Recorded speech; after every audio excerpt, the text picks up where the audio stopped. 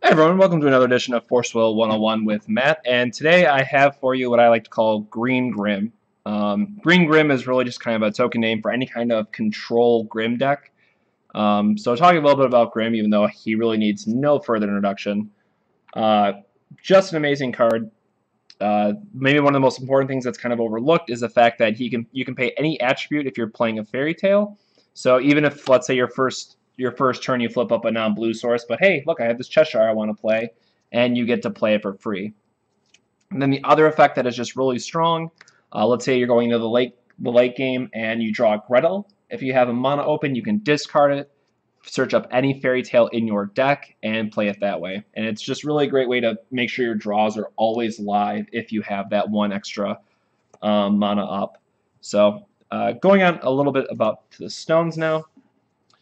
We have an Almerius, just a really great true magic stone. Giving your Hamlin flying, giving any one of your relevant guys flying, just make sure you can get in those the damage consistently is just a great thing to do. Feethsing, really important to protect your Hamlins from a stoning to death, for example. So it's just another way to protect your otherwise limited creature base and making sure that the Hamlins really do stick around for their full value.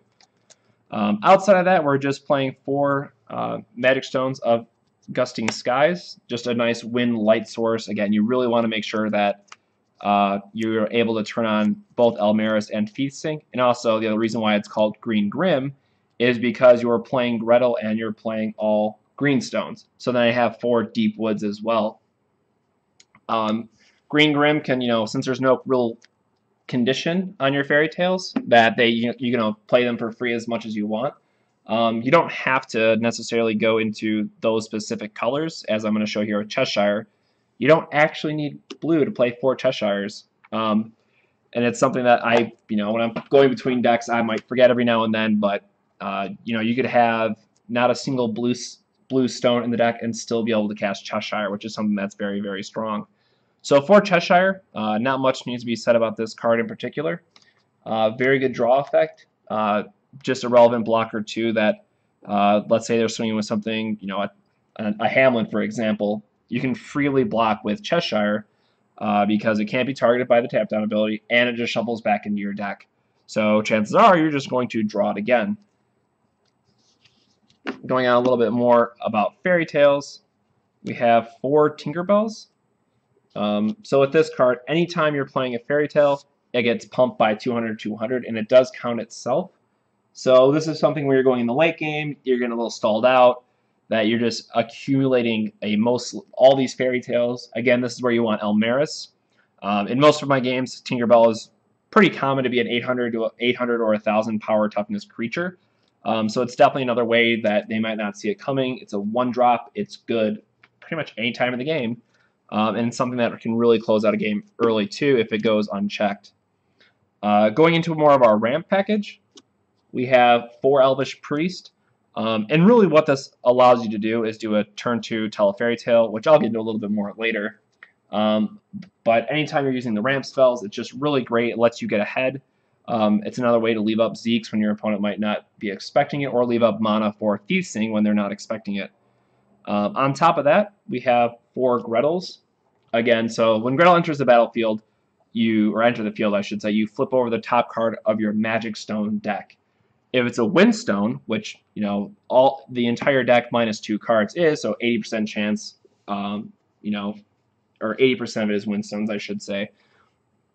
Very, very likely that Gretel is going to flip over a Windstone and then ramp you a little bit further into it and really get you ahead of the game.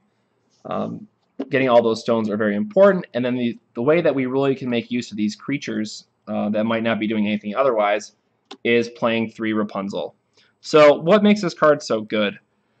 It unfortunately doesn't recover during your recovery phase, but that's not that big of a deal, because what you want to be doing with this is every time you tap the creature, tap Rapunzel, you can give a creature plus 200 in flying. And the way you untap her is by resting another creature, untapping her, tap to give a creature plus 200 in flying, rest another creature, untap her again, and then tap it to give another creature plus 200 in flying.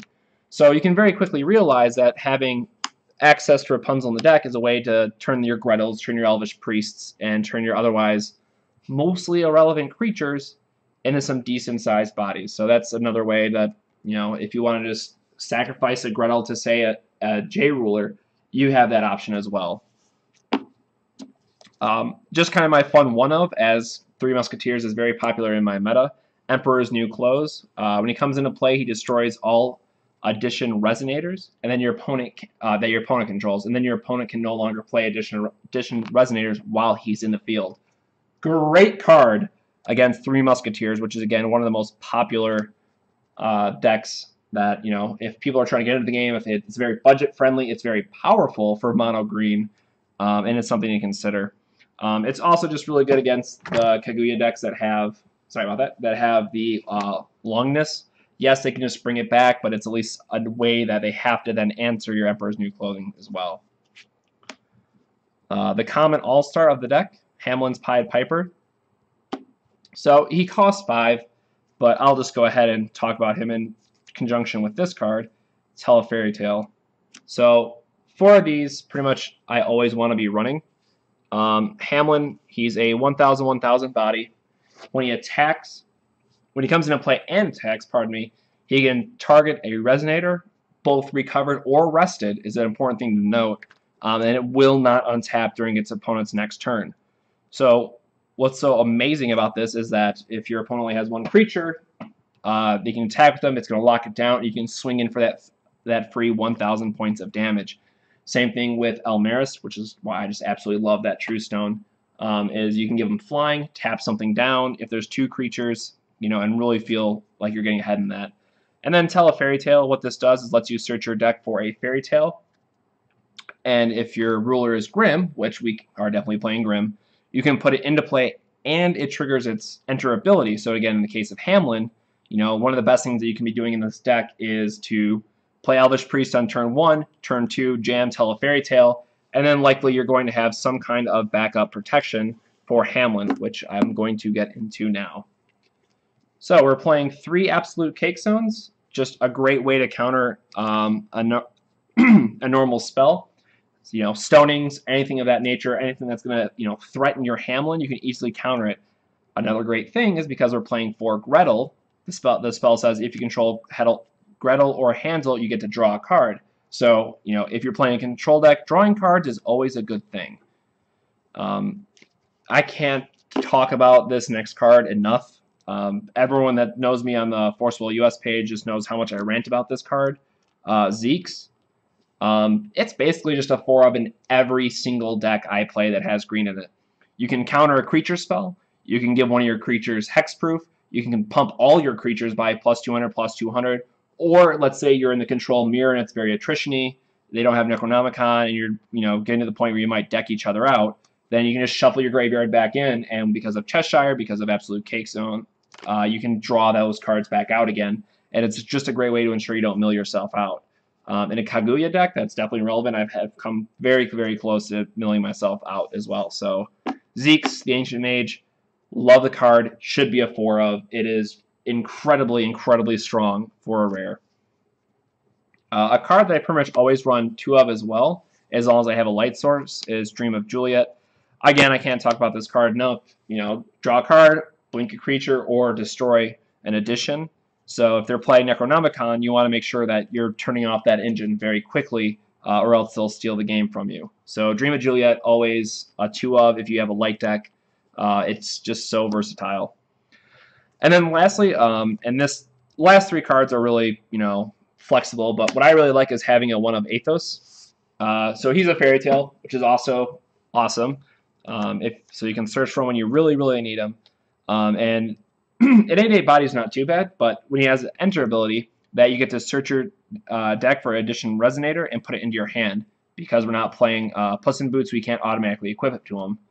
So the 2 additions that I have in the deck, Crucifix and Longinus, the Holy Lance. So again, this is more or less just for the mirror. So you have Crucifix, which states that your card cannot be attacked, that it's equipped to, and can't be the target of spells or abilities. So really what you want to be doing with this is maybe saying equipping it to your Hamlin, and then you can just, in the mirror match, it's insane because you can just freely attack, lock down your opponent's board. and just really, make their other Hamlins very, very sad that they can't tap them down. And then Longinus is just, you only really need one Crucifix if you're going to be playing it. Longinus is just a great way to give something pro darkness or pro black. They can't stoning to death it. Usually the 500 will put it out a double thunder range of whatever creature you're attaching it to, which is also very, very relevant. And it's just another way to get a 1300, 1300 body on the field. So often I'll have a combination where it's just these two creatures, and that's all I need to close out a game because they're very strong on themselves. So this is definitely a deck I'd recommend if anyone likes a control deck that has the ability to tutor up several different fairy tales. The deck has a lot of variability they can build it.